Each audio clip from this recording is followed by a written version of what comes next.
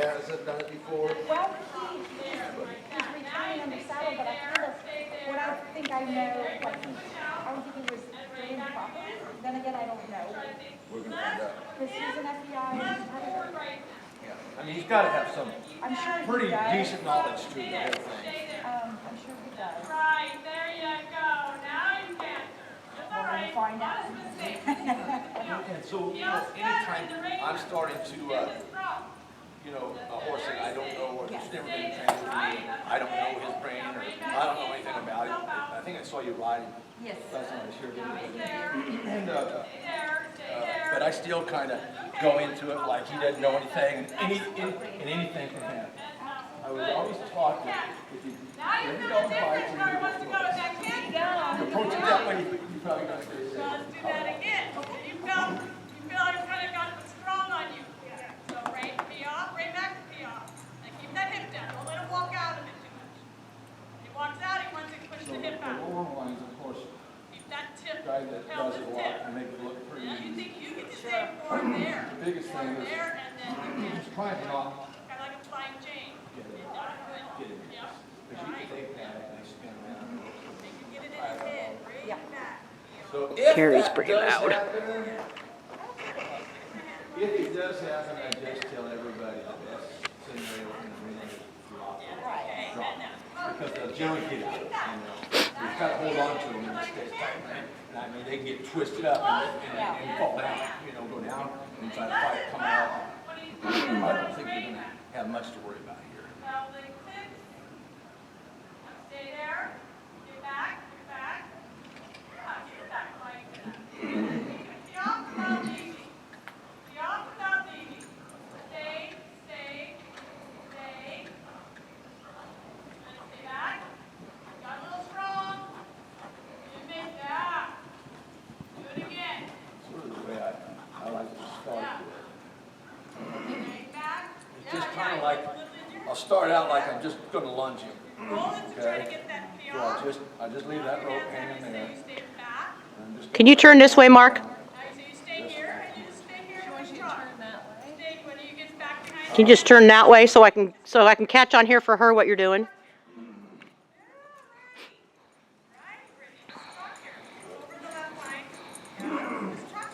There we go. as I was saying, I'm just going to approach this. We'll probably move along pretty fast. But I'm just going to approach this like he doesn't know anything. So I'm going to first see how his attitude is about just running around. I don't like horses to just come out and run around. I don't allow that. I want them to walk. Right first time. I don't care how gentle they are. Because I'm trying to bring the blood pressure back. I don't like my horses to enter the arena. So always, and I find this, I do break a lot of horses, start a lot of babies, and get to the finish line with them, and I'm ready to go show them. And I find that if I really spend time doing that, and even just like I'm doing right now, just hanging out with them, they just approach the arena differently. They just come out with it. You know, I love to come in the arena quiet, I like to leave the arena quiet. What happens in the middle happens in the middle. And the second thing is I like to know when I walk out of this arena, that horse, I complete understanding of what that I would do. If it's just walking to the left, as long as he walks out of this arena goes, clear that we were walking to the left, okay? I want him to be that clear for what's going on. You got it. So I'm just going to let him run around for a little bit. And so like I just told you, I really want to start this in the wall. And if he decides he wants to take off, I'll just reel this rope back in until I break him back down to the wall, down around, you know, all this stuff. After that, you started to push. Go pushing. Sitting.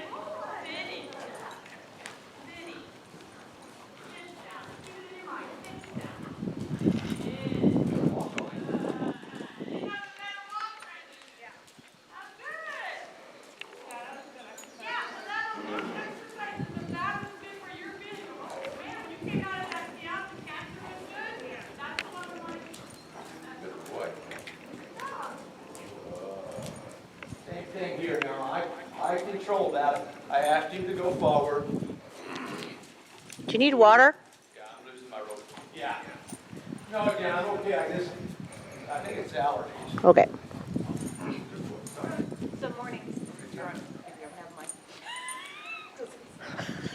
gonna be your video. You can say whatever you want. So Mark, one thing I do have with him is when he's distracted, let's say the mare went out in the pasture and his mind is on that. Yeah. That's where I had to really like head up in the air, just sit on the brick. Make him work. That's the issue I'm having with him. When Like we you- first came here, Just not focused. yeah, Yeah. getting that focus back. So there's a lot of things we can do to do that. I don't punish horses for that, okay? But what I do is I put aids on them, and then I say, then I might get after him for not paying attention to the aid. That's clear, okay? I'm not gonna say, oh, he's upset, that mare, because I ride a lot of stallions. So, and that happens, but my stallions are all good boys, and they Right. focus really, really good. So I don't want to punish for certain things, but like, say, I started having a problem, and he's kind of getting up, wanting to get out like that. If I'm on him, I'll probably put my inside leg on, keep the bend to the inside a little bit, and then if he still pulls and kind of leans into that, then I may get after him a little bit with this aid over here and say, hey, this is way more important than that. Right now, it's not. He thinks that's more important. So I've got to figure out a way to make him realize, yo, buddy, this is way more Right. important. So I might have to,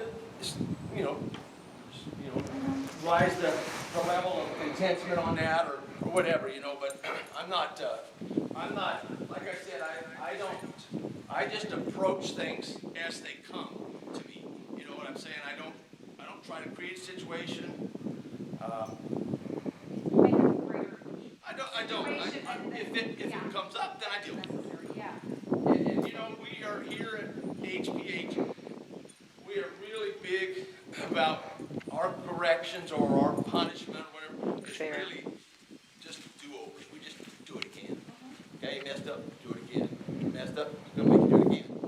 You finally get it right, then we'll move on and go to the next thing. Like flying lead changes and all that stuff. Worst thing you can do is get crazy about it, right? I mean, what made me so good at changing leads? Because I got hired to fix a lot of lead changes, right? Because people mess them up. And it really doesn't make sense because horses can change leads all by themselves. I mean, they do it in pasture, be loping along and go the other way, and they do a flying lead change. It's a natural movement for the horse. What makes them get confused about it is just when we put a cue to it and say, you've got to do it now. And so they get a little nervous about it. But if they mess that up, I just don't get too worried about it. So if I was just starting a horse in the long lines, now I'm just going to run that rope over there and through the surcingle, but I'm going to still have this like I'm lunging, okay? It's just a safety. If something goes wrong, I can drop that rope and go just lunging. He can drag the rope behind him, okay? That gets me out of trouble. So that gives me a little idea how he's going to handle when I put both reins to him and stuff. Just giving you kind of a breakdown of, how to get here. Like if you got a horse that comes out here and they're pretty wild, and you try to just hook them up, not gonna go good.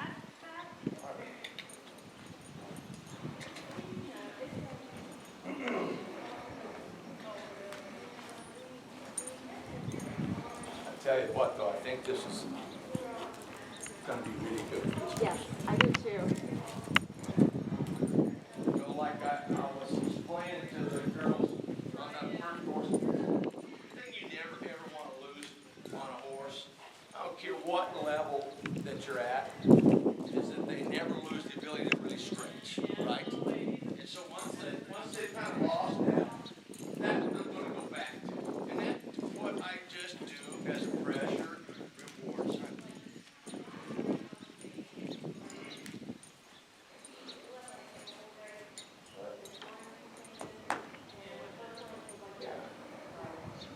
So just because I know he's a little further along, I'm just going to wait. So there's no point where you go, okay, gotta call it.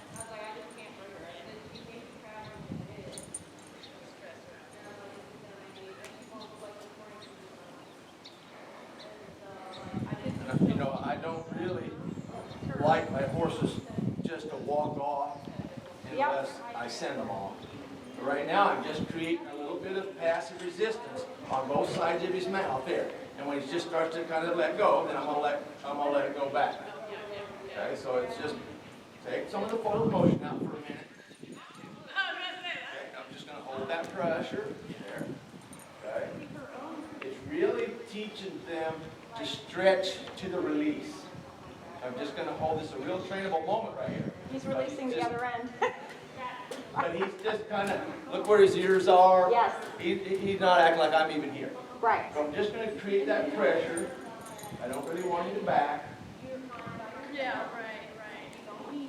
Create that pressure. Create that pressure. There.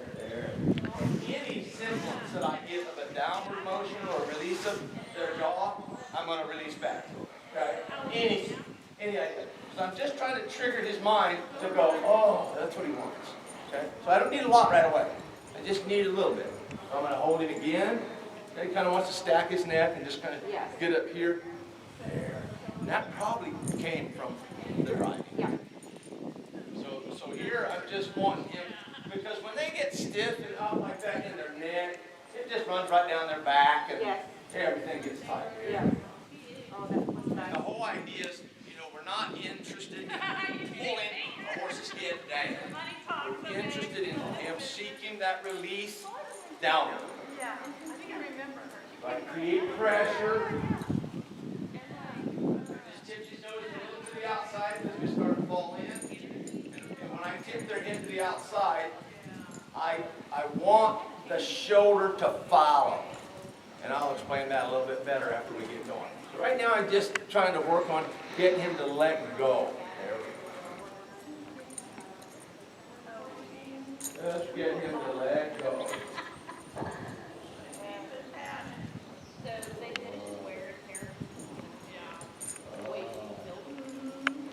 Will you still counter here?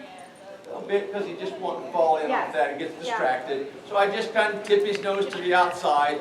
So I don't want to really show you right yet, because I haven't been able to let go of him. I'm still keeping the pressure until I feel him wanting to try to figure out what it is that I want. So yeah, now I'm going to counter him a little bit just to make him step that shoulder back out. Just holding that pressure. And literally, I have been on horses where I've gone around the arena for 20 minutes and holding that pressure. And then, I always look at things as a really good opportunity to train. Some moments are just very trainable moments. So people get paranoid, they run around the horse's heads up like that. I don't. I just create pressure and I hold that pressure. And I just run around the arena and that might be just like he is right here upside down. And I keep that pressure. I don't try to pull the head down. As soon as he starts to try to figure out what it is that I want, and he lets go a little bit, then I'm going to let go. And another thing is he's kind of comfortable right here. Right. Okay? So we probably just have a little bit more of a bottom muscle than we want. And I think that just kind of comes from his, because I guarantee you, if we can get him to start figuring this out, he'll look like a different horse. Oh, for sure. Yep. So like right now, there's an Amish wagon going uphill, so he's got himself really like, oh my gosh. And this is under saddle too, so we, Yeah. And so there. So I don't change. Okay? That's the deal. We don't change because something's going wrong. We just stay the same, right? I really am interested in being patient and waiting. Distractions are part of life. Like people that, don't like distractions, well, then you ain't going to be able to show your horse. exactly. That's my concern with him. Yeah, and it's not that he can't not be distracted. That's just part of them maturing and realizing that, you got a job to do. But, our deal is to stay consistent, stay the same no matter what. I have got no interest in anything right now other than him letting go, okay? Nothing really matters to me until he starts to let go. I just was pulling on that outside rein to get that shoulder to step back out. There we go. Oh boy.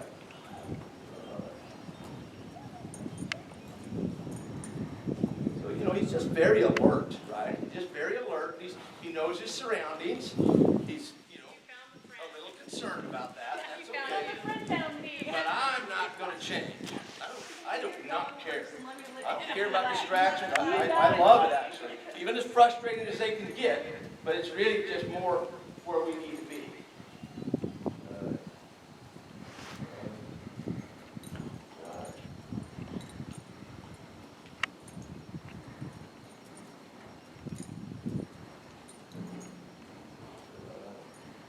There you go. So really, now just kind of playing a little bit with some lateral flexion, not a lot, just kind of taking a hold of his right mouth and then his left mouth. There, see he's starting to chew the bit right there? Yeah. Okay. So I'm just figuring out ways to kind of break it up. I keep the tension, then I'm just going to kind of keep him forward. Good. Good. Good boy. There he goes. Because you notice, like when he gets that neck up and gets stacked like that, he loses his walk. Yes. Now, like he really overtracks a lot, okay, which is a good thing. But when he gets short and stacked up like that, all of a sudden he's barely tracking up.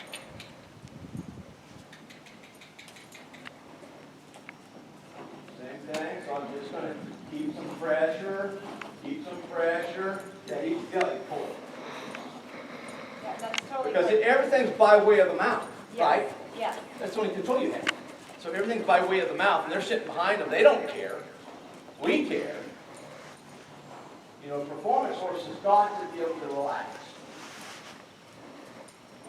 So I'm just playing with him a little bit to bend. Good. Good. So really try to invite that release. So create some pressure. Pressure. Keep it forward. Good. Good. Good. Good. Good. There. Really? Yep. And you know, it's just your patience. There we go. Yeah. Your patience. See how his back's starting to Yes. roll now? Yes. And he's drooling. And he's starting to drool. So now he's starting to release that under muscle. When you say pressure, Mark, are you meaning the outside pressure on the? No, pretty much even. Okay. Pretty much both frames. Now, like I'm manipulating a little bit. You see me kind of going left and right, just to see if I can help him a little bit. You know, I mean, that's just our goal. Whatever it takes, right there. See, there's your horse. So that's all we're trying to do is whatever we can do to assist them or give them confidence. There he goes. You see how nice his back's starting to get now? Good. So he comes up. I go right away back to the pressure and right away to the release. Okay? Doesn't have to be released like you throw it all away. You know, right now I might slack a little bit more just because I'm really trying to invite him there and let him feel that release. Out there. I want him hunting for that right there. Right. So I'm going to just create pressure again.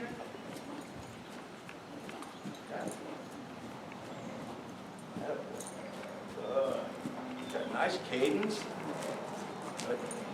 He has a good cadence even when it's a drop neck. Yeah. Beautiful. Beautiful cadence. Good.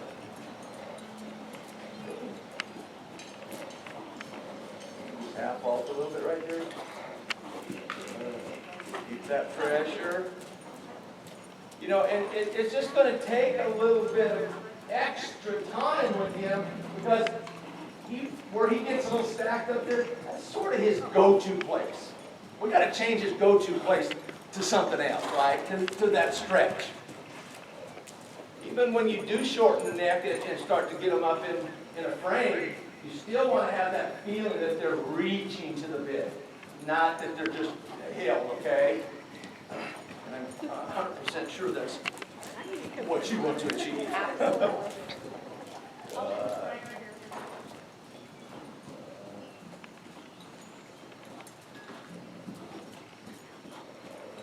Look at him now. You you know, that's kind of like where you want to be in your warm-up with him. Right. Get that stretch starting to go, get him to understand that. So once he starts, you know, this is not, you know, it's a smart horse. So it's not taking him long. Like he feels the pressure, he's starting to now go, I know where to get out of that pressure. So I just start to let go of him. I really want him to bite him. Yeah, now look how soft he is. Now how his back is rolling now. So that's really the key, is just being able to put pressure, forward, pressure, You found your spot? pressure, and then he starts to let go. So, you know, he's starting to now know, right? He goes, okay, if I'm up there, I'm going to have all this pressure. And then I go down here, and he lets go of me. Well, what a better place to be, right? He's going, oh, I like this. And let me tell you, they do like it, because it feels good. Oh, they're starting to stretch out and going, you know what, this is starting to feel right. And then, like, now I can start to frame him up a little bit. And he still kind of has that long look to his neck. I wouldn't go get him too short, too fast. Right. Just slowly kind of creep up your reins and Hey, are you here? pressure. See how quick he's starting to get it now? That's right. That's it. I know. Okay. Now I remember. And nothing changes. Come up to the canter. I'm going to create some pressure. And then just keep waiting for that release. Pressure. Pressure.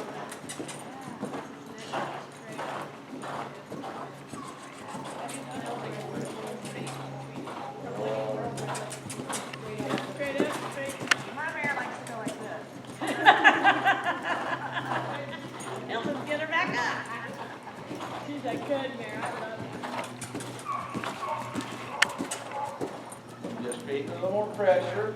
Keep it in forward.